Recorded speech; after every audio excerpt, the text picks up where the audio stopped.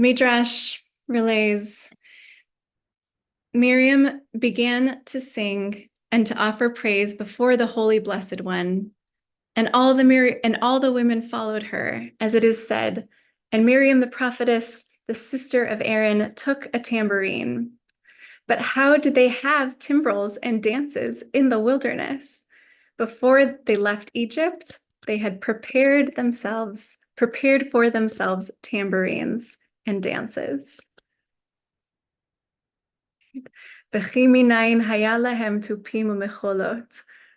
How did they have timbrels and dances in the wilderness? Before they left Egypt, they had prepared for themselves tambourines and dances. And Harry, if you'd like, you can also, welcome to screen share this text so that way we can still be on Zoom all together and see it at the same time, if you are able. So here we see that Miriam and the women anticipate joy, even in the midst of uncertainty. In fact, they were so certain that joy was on its way that they packed for it. What chutzpah! Or perhaps what emunah, what trust and faith that another world was not only possible, it was inevitable, it was irresistible. So I invite us to take a moment to slow down and pause and reflect. And Harry, if you wouldn't mind reopening the chat. Actually, it might be open because you put the source sheet in there. Reflect on this question of what objects, instruments, or tools would you pack for the journey to a just, livable future, and why? And perhaps a question that could even precede this, if necessary, because it could potentially be a bit of a jump to know exactly what we'd want to bring, although maybe you do know, is what are practices or habits, or what could help you, what could support you to know what you would want to pack? I'll give you a few moments to reflect on this, and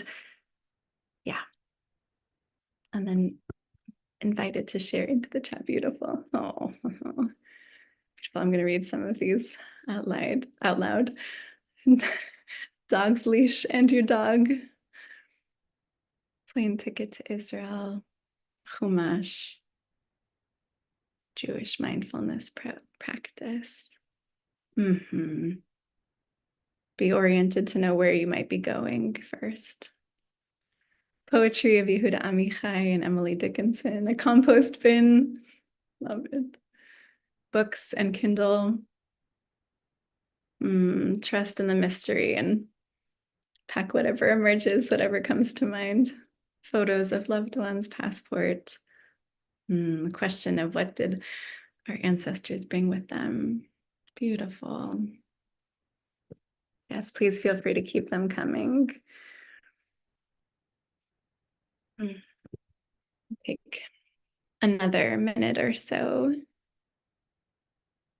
Yeah. Lovely. Yeah.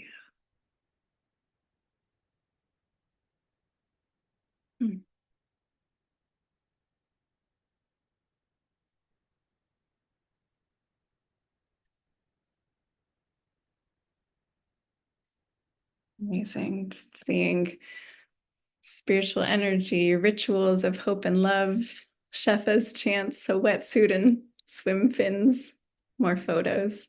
Lovely. So taking these instruments of everything that we would pack, considering how we are packing for a future celebration of the world as it could be, even as we are knee-deep in the world as it is. And what does it really feel like to move from narrowness to expansive possibility?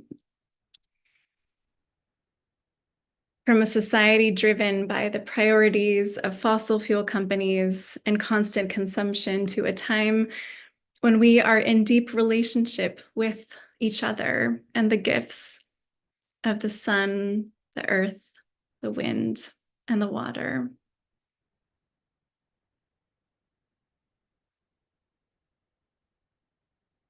So as we move into quiet practice, and I can guide us into that in a moment, invite us to leave the tools and the instruments and the chat to the side, knowing that we can come back to it. They'll be there waiting for us should we need. Thank you for all of your sharing. And as we move into our practice, invite you to let your eyes move around the space where you are. Let your eyes go where they want to go, and noticing where you are and how it is to be there.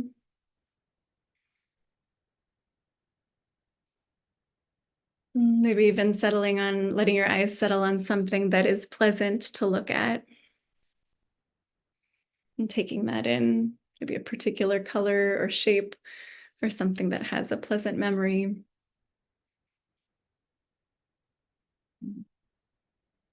And so you find a comfortable position, noticing how you might bring in even a little bit more ease into however you're sitting or standing or laying.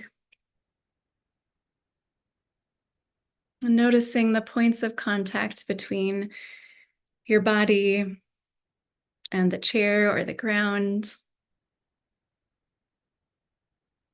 Taking note of how it feels to be aware of that stability, that constancy.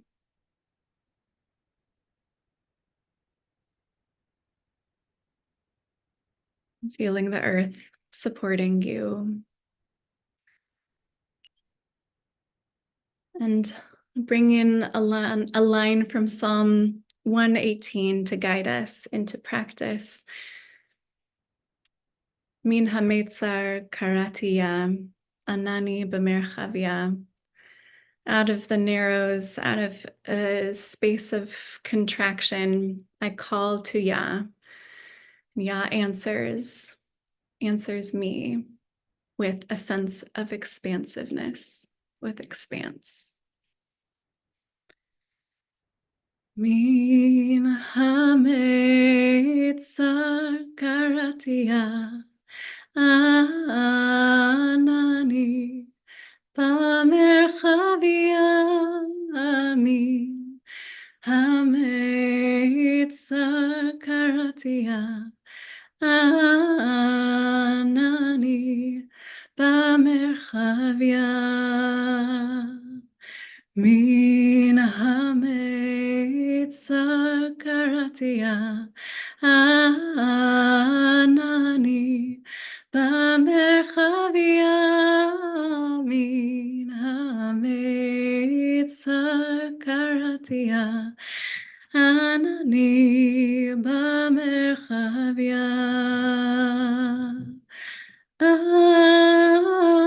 Adonai Eloheira, ma yaseh li adama. Adonai Eloheira, oh ma yaseh li adam.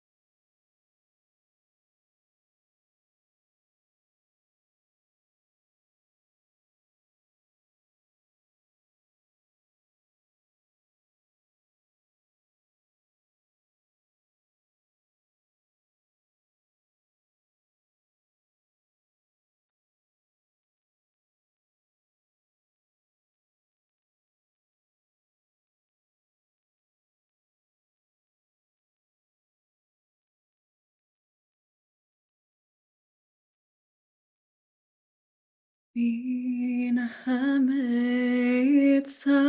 karatia anani b'merchavia min hamitzar karatia anani b'merchavia min hamitzar karatia anani b'merchavia min hamitzar karatia anani b'merchavia.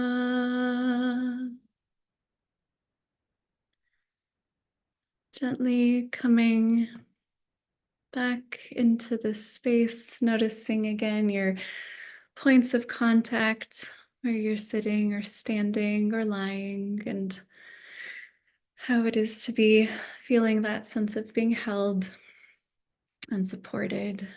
And then invite you also to again take a look around the space where you are, back to the faces that are here with us, and noticing how it is to be where you are right now. Thank you all so much. So much, Batya. And during Elul, our practice on the sit is to blow the shofar. So I will be blowing the shofar, and then we'll have a chance to recite Kaddish, those who are saying Kaddish, and then stick around for questions and conversation.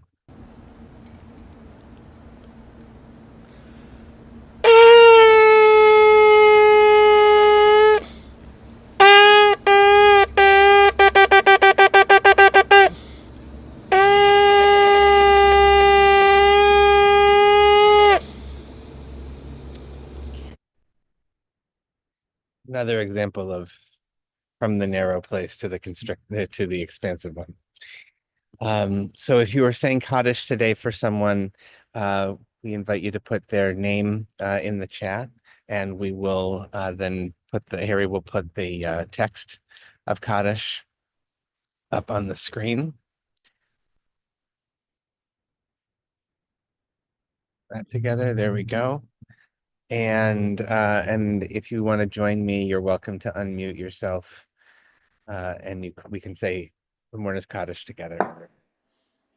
Yitkadal v'yitkadash shmei Rabbi ve'alma divrach v'yitei v'yamlich machatei Chayachon v'yomechon v'yvei b'charav Yisrael v'ha'galav b'zman karev Amen. shmei Hey Shmei Rabba Barak Yolam Maya Barak ba'ar Mishpach v'shalom Yisrael V'Shalom Adar be blessed. All Shagir Ha'ela Kedusha v'birchata v'shirata Avo v'chata Mishpach v'nechemata Shirata Ran b'chata Tushkabata Benechama v'yishlama Avram rabba Bilma Amen. Yehi Shalom Rabba Shema Chayim Aleinu V'Kol Yisrael V'Imru Amen. Say Shalom V'Imru Yes Aleinu V'Kol Yisrael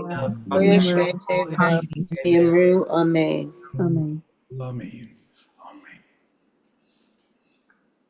Right. So thank you. So it's top of the hour. If you need to leave us, we wish you to farewell, and we'll be back again tomorrow, same time, same channel. And I will bring Batya back. It doesn't look like Laura is here just yet, unless I'm not seeing her, which is fine. So Batya, thank you so much for that teaching and that practice, and welcome your debut at IJS. Thank you. It was such a beautiful question and an invitation that you raised, that you invited us into, to think about what we would pack in our future, or pack for our future. And I wonder about your own response to that. what comes up for you. And yeah, we can start there. And for others, how was that to think in that way? To think it's obviously it's a hopeful question, right? Which I think a lot of us struggle with the kind of doom narratives that we encounter around climate, um, even just to sort of imagine, oh, there's a future, right? And we could be packing for that future, is such a lovely invitation. So anyway, I want to just invite you to reflect on that for yourself. Absolutely, thank you.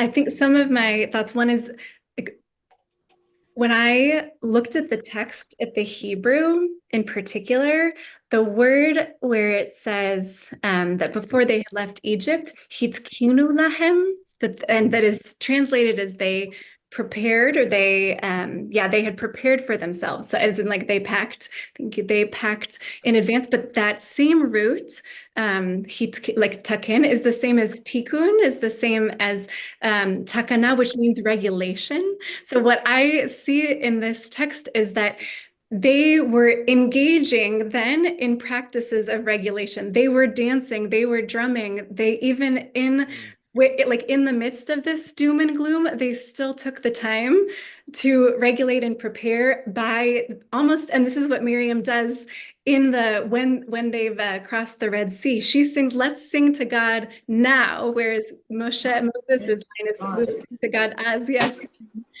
And so I just see her and all of those who participated with her in bringing into the moment these tools for ease and regulation, and that from that will emerge what we might need to pack, what we might want to pack. That's why I had asked that maybe it can be hard, although you all had such beautiful things to share in the chat. So, but sometimes it can be hard to know what to pack, or it becomes more clear once we've danced through our despair, our grief, then there can be a little bit more clarity of like, oh, right, I want to make sure that I have this when we get to the other side. And there's even more of like I can feel what it feels like to get to the other side, because I feel a little bit of it here, even right now.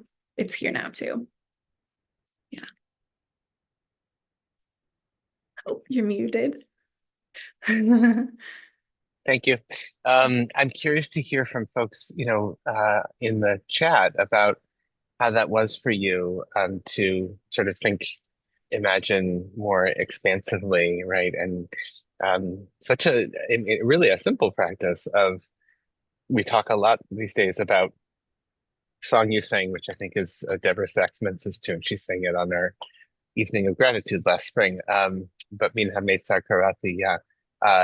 From the narrow place we call out and we're answered with expansiveness. And in some way we have to generate that expansiveness simply by asking the question, right? And so I would be curious. We're at a time right now on climate and related to Israel, and in our own country, there's a lot of forces of narrowness and constriction that I think we're feeling heading into this Rosh Hashanah, and where are you finding expansiveness? I would be very curious. And if you have a question, please just put it in the chat you can put question in all caps before. It helps us also see. It helps it to stand out. So that's one of the things we do here. Yeah. Okay. I think it's also because in so many ways Rosh Hashanah can feel like a backward-looking holiday, and it can also, I think, theologically for a lot of people, because of like Unetana Tokef and the centrality of what historically have been metaphors for the divine that can be difficult. Let's put it that way, right? It can feel very determinative. So this is such a nice opening.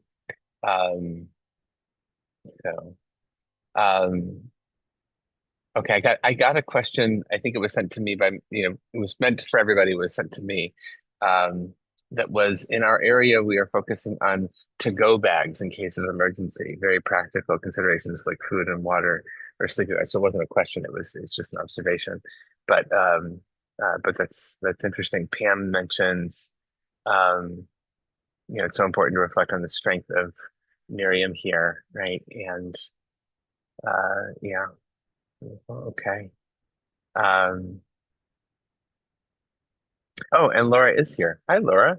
You are here. Okay, I didn't see you were there. Hey, Harry, can we bring Laura up too? I'm sorry. I think I was looking under the L's, but you were under the R's. No, that's Laura Zinker. Not wrong, Laura. We want Rabbi Laura Bellows. But it's nice to see you, Laura, too. Other Laura, Rabbi Laura Bellows, Harry, if we can do that. Thank you. There's a question here from Karen. Hi, Laura. Thank you. Glad you're here. Oh, and we got to let you unmute. There we go. Hi, Okay. everyone. There Good to you be go. with you all. I'm so glad to join even for the last little bit. I'm Dayenu's Director of Spiritual Activism and Education. I've been leading this series this week. We'll be back leading it tomorrow. And big thanks to Rabbi Batya Illinois for holding this space with Josh and with IJS today. But here for any Yes. climate questions, any Jewish climate questions. And Laura, I can share. I think that you were on a call about what you were needed on a call about a funding opportunity, which Yes. I totally understand. In kemach ein Torah, as we say, if there's no flour, if there's no bread, there's no Torah. It's true. And I'll say in particular, you got it. the kind of support that can help grow spiritual resourcing for the climate crisis, this kind Totally. of spaces of connection and Torah. Yeah. Totally. Karen had a question here. I wonder if we've thought about the way that what you're describing as regulation, which is a really interesting way of thinking about tikkun, by the way. Anyway, so what you're describing as regulation sounds a lot like integration that one does after a psychedelic or mystical experience, often through movement, music, etc. Thought you want to comment on that? Sure. Certainly, regulation. I mean, even what we were doing in this sit today is a form of regulation, right? Any when we think of ourselves like when we're dysregulated, right? We maybe from a lot of stress, overwhelm, grief, whatever it may be, we have less access to very possibly to curiosity, to empathy, to be able to learn, to think proactively. So there are all sorts of different ways, and integration is a practice that helps us return to a sense of regulation. And yeah, and I was in the last few months or so that I was looking up the root. I was looking up tikkun and saw that it could also mean regulation, and thinking about tikkun olam or any kinds of tikkun or repair is also that which brings us back into our window of tolerance, our window of resilience, into a state of regulation. Yeah. Yeah. Yeah, there's a lot we could do with that, I think. A lot of places to go with that. Yes. And related to the planet as well, which is, dysregulated through bad regulations, perhaps, or inadequate regulations. I see another question here from Lori. As Miriam and the women brought or made music, we also know that nature, water, trees, animals, etc., is healed and nourished by music. What do you see as the role for music in climate healing? I would love to speak to this one. Thank you so Go much for it. the question. It is, I'll say in Dayenu's work, in our spiritual adaptation work, which includes drawing on Torah and music and arts in particular, the music piece of it was one of the first things that we turned to. In addition to climate Torah, we have found that music is like, I mean, I don't have to tell you all this, like music gets to your heart, reaches us in ways that just talk can't. And so at least at Dayenu, we built out a whole songbook. We have 64 different songs free online as part of the Dayenu Climate Music Songbook. We are building out a network of artists and musicians. That purview often falls in the realm of cultural organizing, the ways in which we get to spiritually sustain ourselves, not burn out, and also build out a culture of healing, of connection, we actually had a whole debate when we were making the songbook about how to organize it. Like, do we organize it? Is this music for the streets? Is it music for healing? Is it music for, like, music can speak to us in so many different moments. So we have a section that's about moving to action. We have a section that's about healing and grief and comfort in times when we might need it. And we have another section that's really focused on when you're in the streets, ready for something to, have a rhythm to keep going with. Mm. Yeah, and so and the role of music is so central in so many movements, right? Someone wants to know, how do we get the songbook in all caps? I'll drop the link in the How chat. do we get the songbook? Okay. I don't know. wanted Yeah, to add that also singing is another practice of regulation, that when we are like, what's actually happening in our physiology it is helping us to regulate. And when we're doing this in community with one another, then that also is exponentially regulating. So. And I think I just want to also remind people, there's a comment like, this sounds like how indigenous peoples harmonize through dance and chant. And Jews are an indigenous people in this way, right? I mean, like we have lots of dance and chant that is part of our own tradition, right? And so, I mean, that word is a complicated word, but I would pull us, invite us into, we have so many of our own spiritual resources. That's kind of the raison d'etre of IJS, in many ways, is to tap into the things that are present within our own tradition, or, and to help to birth new ones, right? So definitely very much part of what IJS has been about. All of our work around chant, but has been led by Rabbi Sheffield Gold and Rabbi Miriam Margles, and music movement, Rabbi Miriam Klotz, Lizzie Shamash, who leads the weekly yoga, our weekly yoga practice. So that's very much part of what we do as well. So I definitely underscore, cosign, and that's fantastic. Maybe one last opportunity where Gail just says, I'm not clear about this concept of regulation. So Bocce, do you want to take that one? Yes. So part of where that's coming from, so I have a background in somatic experiencing, which is a modality working with the nervous system to help resolve stress disorders and trauma.